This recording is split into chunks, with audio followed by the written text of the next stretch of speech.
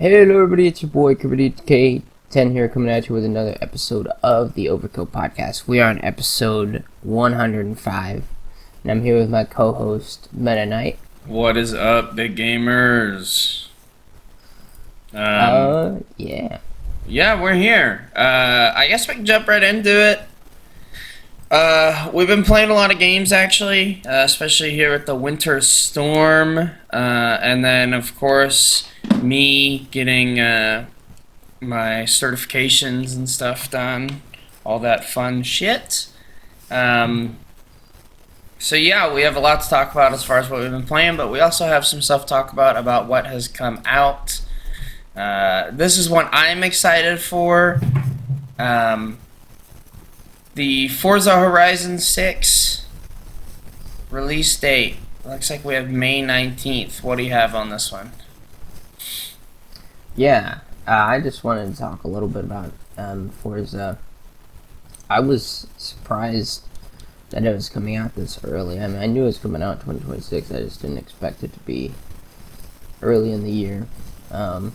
It is a little shocking. It makes sense. They don't want it to conflict with other games that they have. And to be honest, I don't see myself getting this game right away, considering I just got Forza 5, and the games don't really change between. You know what I mean? Yeah. Between games, they don't change. I have to agree with you on that. As someone who's played probably, I've done a lot of Forza 5 as far as just free roam and having a good time. I think I don't think there is a purpose to buying them on launch, especially if you have a previous version. Now, if you maybe don't have a previous version, it might be worth. But yeah, the games are almost similar. The only changes are always just the maps, really, and then sometimes the cars. I know they've been getting more. The cars have been getting more and more similar to each other. Mm-hmm. They haven't. They don't have their own iconic. They don't have their own engine noise now. All the cars, if it's a certain supercar, it'll always have this noise. Or if it's an electric car, it'll always have this noise. You know what I mean? Whereas before, they used to have their own engine sounds, each car. So they've been getting a lot more streamlined with the games. Yeah, I feel that's one thing. Maybe Forza Horizon 6. I haven't really seen too much about that, but it seems like if that trend keeps going, it'll be the same kind of deal. Yeah, the feature creep has just obliterated the dev team from what I can tell. And that's probably the biggest thing, is just how many cars they add and, content overall. So yeah, that's exciting. I guess this one's coming. You're in Japan, which, I'm sure will make people buy it just because they're weebs. Go off. But, yeah. It seems interesting. They're always just kind of a graphics circle jerk as well. So if you're big into graphics, that's good as well. But yeah, that looks cool. I'm surprised they wouldn't delay this until the release of the next Xbox, but okay. Yeah, and I guess they're ignoring PlayStation 5 on launch. Yeah, they did that last time. They didn't have the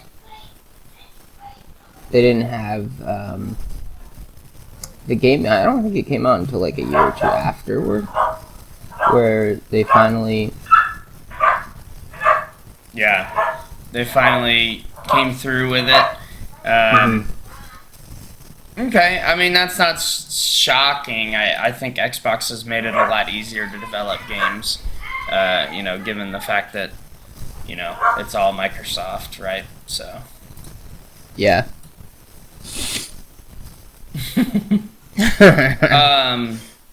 Yeah, alright. It's time to move on. Sorry if you can hear barking. I'm kind of Yeah, I don't think you could. I'm kind of here. I think I want to skip around a little bit. Animal Crossing 2, Switch 2 edition. I bought it. Um, I have not played the Happy Home Designer DLC yet, but I also have that installed and ready to go.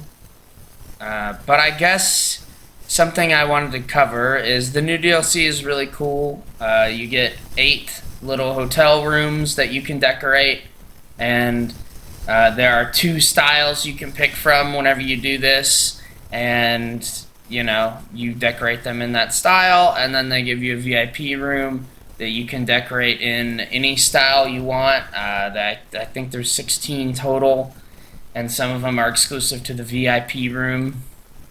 And the VIP room is basically one of the villagers that's already staying. You promote them up into the VIP room. They pay you some extra tickets to do so, and then it wipes, and you have to redesign the VIP room. So it's basically an infinite design section of the game, which I guess is good for a game as light as on content as New Horizons is, as far as like any sort of depth, but more leaning into the design elements. And yeah, the funniest thing about the update, though, and I do attribute this, and I'm sorry, ladies, to the high volume of women that play Animal Crossing, and also just the newer fans, and kind of how modern day is a lot about being addicted to your phone and instant gratification and stuff. I do blame kind of all these factors. The drama in the community is that these new villagers will walk around your island whenever they come and stay in your hotel, and you can give them an outfit to try to make them match your island, but that's not good enough. A lot of these people are complaining that it ruins their island aesthetics. And I don't know, I find that really, really funny. Anyone that kind of has that kind of reaction to this DLC, I think, would not survive very long with the older Animal Crossing games, where you have no control over at least half the game, and definitely over not over any villagers. So, yeah. Yeah, I'm watching gameplay here, the Switch 2 edition. It does look... That was one problem that I had, was the...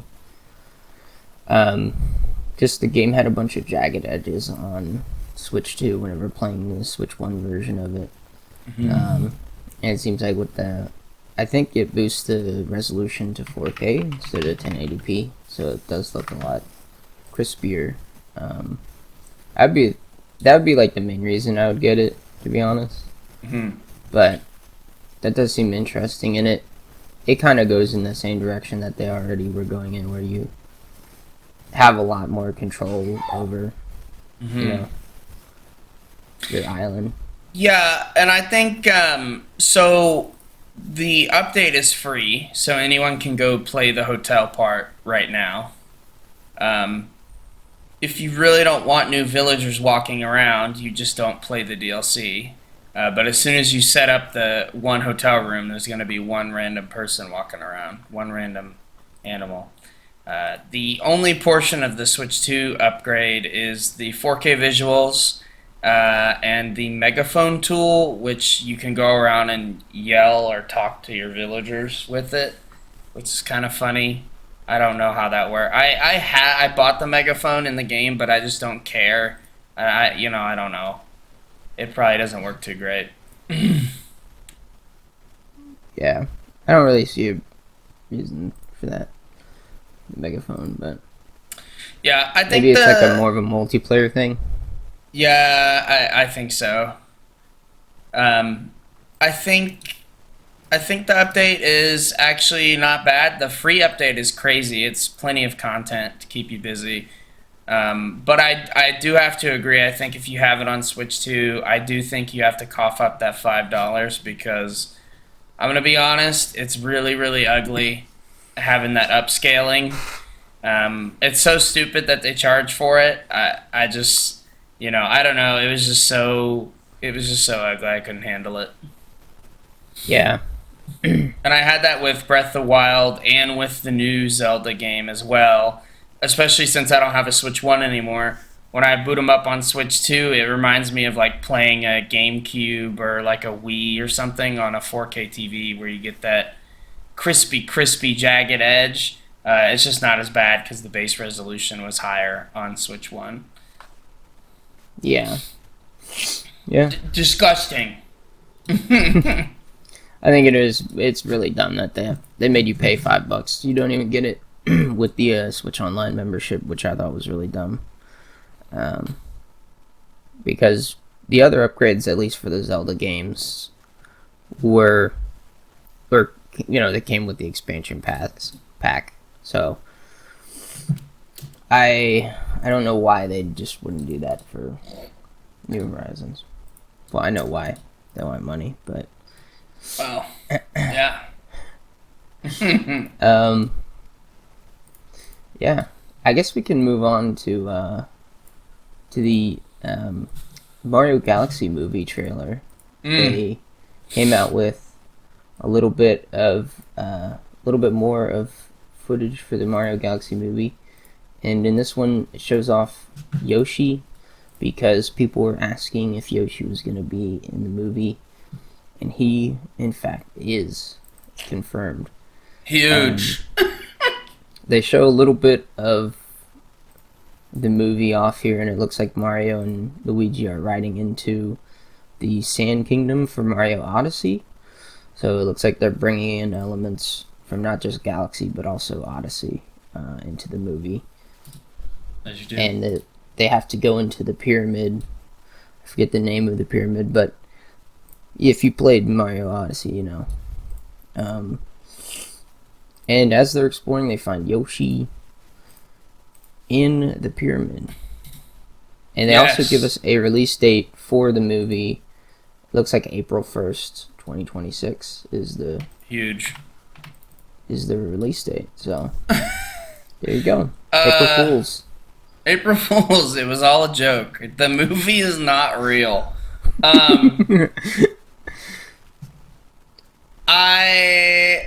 I have to say I am excited as far as like the first movie was fine, you know, it was cute. Definitely cheesy. But I thought it was a fine movie. My question for you is this one looks better. This one looks like it has actually a story there. That makes sense. Yeah. Yeah, no. I'm excited for it. I actually, the first movie, was pretty decent for, like, it had, like, a pretty easy plot to follow. Mm-hmm. So, and it is a kid's movie, so it makes sense. And yeah, I don't know, I'm excited for it. They need, I think one thing that I would like to see is if they actually just announce Galaxy 3. Oh, and yeah. I don't know if this kind of, to me, the fact that they would include like Odyssey elements almost makes it feel like Odyssey was supposed to be Galaxy 3. Maybe that's. Yeah, I mean, I think it's a little tinfoil, but I can totally see it, like with the kind of wild movement mechanics and stuff. I do think they were planning on doing something like that for sure because I think Nintendo is not that stupid. They know that people have wanted a Galaxy game again for a long time. And the movie, and then I think the remakes of Galaxy 1 and 2 even back up that theory even more. Yeah. And maybe we will get a Galaxy 3. We might.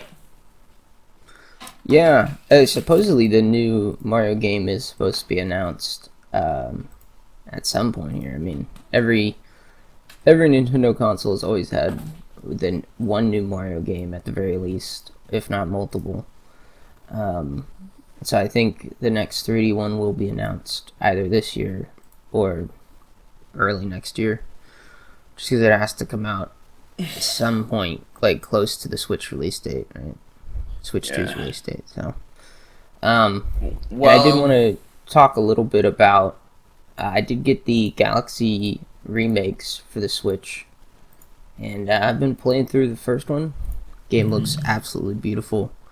I do think there is like one issue that I have, and it's just because the game is higher resolution. Whenever Mario collects a star, you can actually see his foot go into his belly, and it like just looks a little odd. It probably didn't look that well. Doesn't look that bad on the Wii version because it's lower resolution. You can't really tell. It just looks kind of like Mario's bending his knee, but in with higher resolution graphics and textures and whatnot, you can definitely tell that some animations were not meant to be high res. well, it's kind of crazy to me because since they remade it, like I don't know why they just wouldn't like adjust some of the animations. I don't. Maybe they just didn't want to include it in the budget or something. Yeah, I think so. I think that's they probably just it was probably just easier to not not change anything. The game looks beautiful. I've seen it. It looks like fun, and I actually do think the next game will probably be a Galaxy 3 of some kind, especially because Nintendo's been. Uh, the Joy Cons are the perfect replacement for the Wii Remote Nunchuck that they love so much, and can never seem to give up. Oh yeah, also the motion controls are pretty good for not being like a Wii title. You know what I mean? I feel like for the Switch versions, I've used the Pro controller mainly, and it's actually been pretty decent just using the Pro controller because it feels like you're doing the Wiimote but with like an actual controller, pointing it at stuff and Makes sense. so yeah. Makes sense. I guess continuing on new games we've played. I've been playing some Warhammer. Bolt Gun is pretty fun. I like it a lot. It's basically if you took Warhammer, added it to Doom, and then you can actually aim up and down. It's pretty sweet. If you guys have not played that one, I recommend it. To be honest, I don't have much to say other than it's a good time, but I just wanted to throw that in there. And the art style is super stylized, and it's just a pixel art Warhammer game, which I think is really, really funny and really, really cool at the same time. What I did want to talk about, and I don't know how much of this you've seen, but there is a game that came out in the UK called Pathways, and it was a browser game. Have you seen this at all? I have not actually. So it's But got this one's a little spicy story. I'll tell you now. It's got the corporate like art style to it, like the slop, kind of like the Kroger stores and stuff with like the round hands and the round head. Everyone's like flat and boring. Yeah. Anyways, there is different characters, and you are a college student. And I guess the biggest thing about this game is that there's a character called Amelia, and Amelia is a goth girl with purple hair. She dresses in black and a pink, and she has a choker. And it starts out in the game where she invites you to a protest. And it's really funny because the whole game essentially asks you two questions. It asks you if you start following Amelia. It asks you if you love your country, and then it asks you if you support veterans. And if you say yes to both of those, you are deemed a extremist, a right-wing extremist in this game, which is fucking hilarious. bro, yeah, that is crazy. Yeah. I mean, one thing I will say is if you, Have you looked up if the you art look, style? I mean, yeah, it looks bad. I was gonna say if you love your country, it's actually it's the same familial love that you have, just extended out to your country. You know what I mean? So I think if you hate your dad, you probably hate your country too. So Yeah, pretty much, pretty much. I guess the bigger point is like I do think it's hilarious that like makes you an extremist or whatever. That does yeah, make me laugh. I guess the main point I wanted to bring up is just like how butt fucking ugly this game is, and like that they dare. I mean, it is a browser game, a browser like story game. But that's even more of a reason to have the art style be good because this was funded by the UK government. It was funded by two cities, I don't remember which ones. And man, this game is just butt fuck ugly. yeah. It reminds me of the there's that one science channel. I just forget the name, but it's the one with like the chicken. Oh yeah. It reminds me of that, like that same art style. Mhm. There was that guy that used to do the I don't know if he still does, but like the history videos, like uh I think he did one on like the Russian sleep experiment, which wasn't real. Oh yeah, the infographics show. It reminds me of that guy's YouTube channel a lot. Just that like disgusting corpo art style that Yeah, just vile stuff. Yeah, I don't know. And it's really funny. People have crafted their own ends to the game. Especially now, they've crafted an ending where you get married to Amelia and you have 4 kids and basically be right wing extremists together as a meme. So it just made me laugh. I don't know. It's a funny story, I think. It's a funny story. yeah. That's crazy. Yeah, we're both right wing extremists. That's what we've learned. Anyways. Yeah, Yeah. crazy that like liking your country is right wing extremism now. In the UK it is, brother. UK it is. I guess we move on to Final Fantasy VII, eh? Yeah, this was a game that I actually did. I've purchased it on PC. It runs pretty decent. It's not very. I know whenever they first released it on PC, it wasn't running very well for most people. I think they've kind of fixed it, fixed all the issues at least with the PC version. And I didn't know this until like a few weeks ago, but the Switch 2 does or is actually getting the Final Fantasy remake. I think integrated version is what they call it, or intergrade. And surprisingly, it runs pretty well. It runs at 1080p, 30 FPS, and if you look at side-by-side gameplay with PS5, unless you're like a real nerd about this stuff, like you barely can tell the difference between the Switch 2 docked version and the PS5 version. Yeah, At least in performance mode, but yeah, I think if you're really looking, I mean, you can see the 30 frame. I mean, you can see the 30 frames a little bit. It's kind of hard on YouTube, but I think you can tell, but it's stable enough to where it's not a big issue. It kind of reminds me of there's a lot of games on Switch that actually run in 30 frames and you wouldn't know. Like Warframe, stuff like that. So it looks great. I am impressed that they got it to run though. The lighting textures are beautiful and maintained. I don't know. I'm a little shocked. yeah, that's why I was so surprised because it looks pretty much almost the exact same. Normally with like Switch, well at least with the Switch 1, games were like downgraded and they were kind of a meme to play it on on there.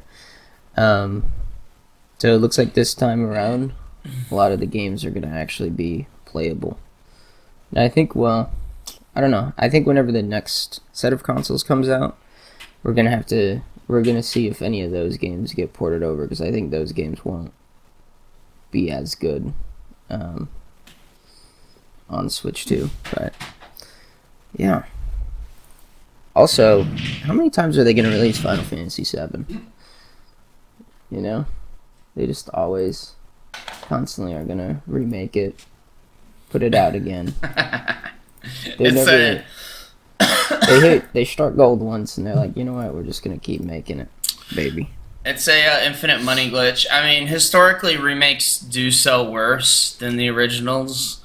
Not always, but usually. So yeah, they're gonna keep doing that. I think Nintendo's also discovered this, so it's it's a cycle.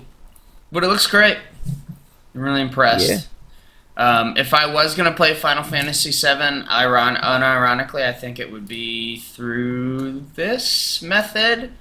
And I don't know if I really want to play it on my PC, but I like the real time combat more than the turn based. And yeah, I don't know. What do you think? Hmm. Yeah. I mean, I think if you did want to get a version, the Switch 2 version, if you don't have any other one, it's perfectly fine. Um, I just got it on PC because honestly, as like a, I played all of the Kingdom Hearts games on PC, and the gameplay is like pretty similar to that. So I think it would be fine just to have it on there. True and real. Yeah, just for me. I don't know. I guess we can move on to the. Me and Meta did get EverDrives for our GBAs. We did, and we put our very legally obtained ROMs on there. Now, they we own every game that we have on there. I have really enjoyed this, and we've even ordered EverDrives for the N64. The ones that we got are for the GBA, and it can play Game Boy games, Game Boy Color, Game Boy Advance, and even NES games, which is kind of funny. I guess what games have you been hitting up on the Game Boys that we modded, and what do you think? What have we taken away from this? I know I have some thoughts for sure. Well, I've been playing the classics, so I did play a little bit of All right, the original Mario Bros. Yeah. And I've also played Dr. Mario, the best game ever. Of course. I will say with the smaller screen and also me being colorblind, Dr. Mario is pretty impossible. What other games? I also have been playing Sonic Advance 3, which is one that I actually never owned for the GBA. We've played a first Advance game, so I wanted to experience the other two as well. And I think the only problem that I've ran into is that the saves haven't worked for the Game Boy games that I've played. Yeah, I am not 100% certain on if you can even save those games, which is interesting. I kind of was looking on their website, and it almost seems like this EverDrive doesn't come with save states for those games, and it seems like unless the game itself has an actual in-game save point, it just doesn't work. Which is interesting. Yeah. I guess we'll get into that as well. So I've been playing some Pokemon Leaf Green because I always wanted to play an older Pokemon game and actually give it a shot. So that's what I've been doing. And Crash Bandicoot's Huge Adventure, unironically, is one of my favorite games that I had as a child. And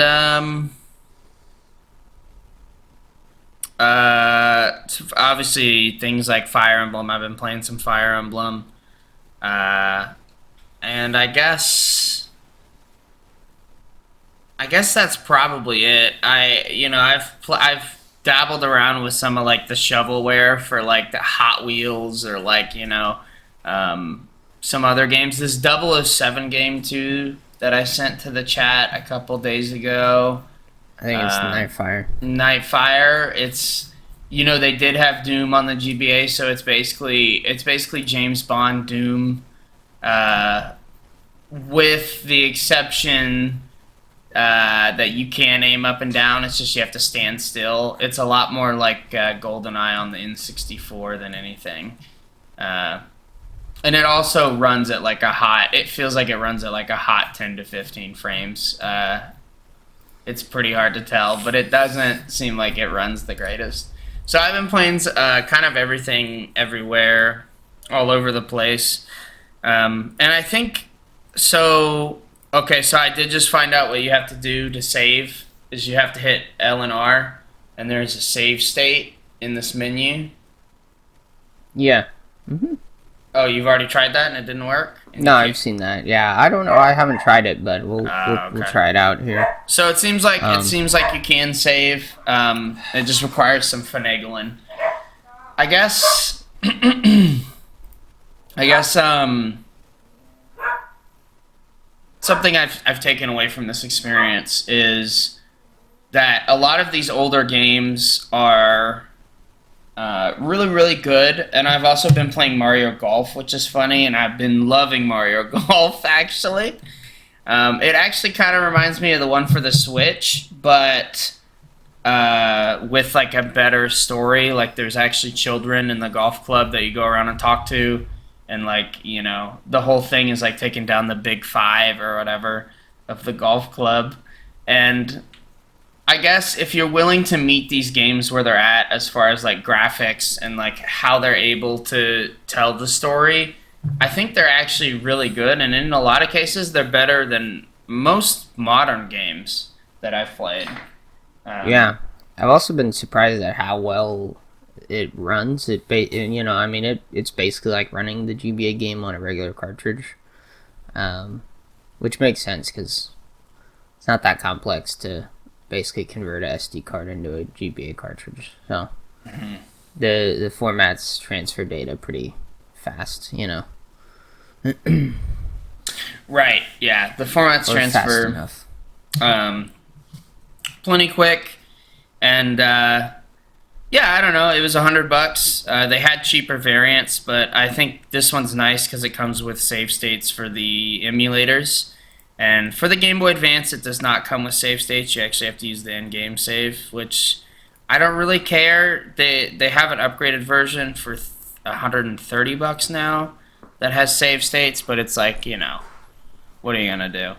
That actually came out after we ordered ours, so yeah, I don't know. I just feel like something this has also helped with is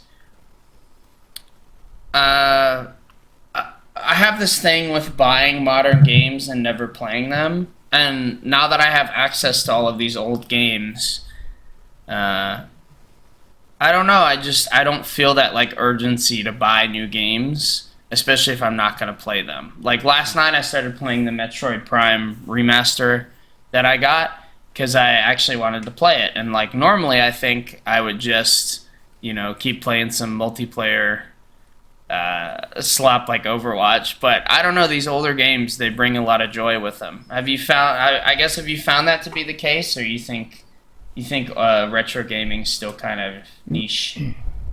No, no, I think it is absolutely the case. Like I've actually played these games, and it's also nice that you can play it on actual hardware. And I have the SP, so it's nice that I can travel with it and keep it in my pocket and then pull it out, play it for 15 here or there, and then put it back. So it has been really nice for that. I think, I think I'm probably going to be in that same boat where it's like when I have access to all these games and games that I never even played or would have tried, I can actually play now. So that is nice. Yeah. Yeah, think that's great. I'm even considering getting an SP, and I have to say it's even changed my view on things like Pokemon. Now, I could have always played the old Pokemons, through ways and methods. But I mean, it's been nice to go back and actually play some of these series, especially stuff like Fire Emblem, which we never had much of an experience with as kids. and it's a fun strategy game. I always played the Advance Wars instead, which was their other strategy game. So it's cool. It's been fun. Something else I want to talk about just real quick while we're here. The Switch 2 and even the Switch, and I noticed this while playing them, and of course all modern handheld devices have this now. The screen is huge. Like, I don't know how big, let me get a rough estimate. The Game Boy screen, the Game Boy Advance screen, is about 2 inches by 3. Which is a baby screen, a baby screen, which makes sense for how much, graphical, I guess, ability it has, that it's a tiny screen. Mhm. But honestly, I've been going back and forth between the Game Boy Advance and the Switch 2, and it's really kind of messes me up when I look at the Switch 2, because I'm like, this screen is so big, bro. Yeah, it is. It is weird. One thing too is if you ever play GBA games on like a modern monitor or like a modern, I guess, Switch 2 or something like that, they look so bad because they like blow out the resolution so big to where you can see every pixel. Whereas like if you're playing it on an original Game Boy, it doesn't look as bad because it's smaller screen. Yeah, the emulator for the Switch 2 for the Game Boy Advance or whatever, if you go and you play like Metroid Zero Mission, which is what I've done, and you go and play that game on your GBA, and then you go play it on the Switch, you're like, this game is fucking ugly. Yeah. Because they blow it up to like, I don't know what that is, but a lot times the resolution, and you can see like every giant pixel. I don't know, it just doesn't look as good. It does, I will say, the one positive with modern hardware is the buttons are a lot better on the Switch. So as far as like actually playing the game, it's better.